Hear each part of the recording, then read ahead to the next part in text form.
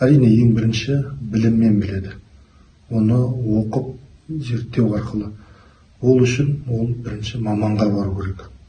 Қазақ тауық сойса да қасапшы сойсын дейді. Демек, қасапшы ол маман. Сондықтан Алла Тағала да Құран кәрімде бірнеше жерде білмесеңдер білім иелеріне сұраңдар дейді. Білім иелері қашанда сізге ақ пен қарасын ажыратып береді.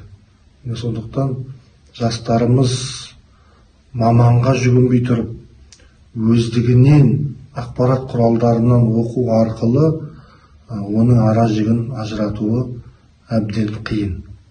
Сондықтан бірінші жастарды маманнан білуге, немесе Қазақстан мұсылмандары діни басқармасының сайттарынан, әр облыстағы мешіттердің сайттарынан, осындай сенімді ақпарат құралдарынан, Қазақстан мұсылмандары діни басқармасында жұмыс жасайтын ғалым ұстаздардың, уағызшылардың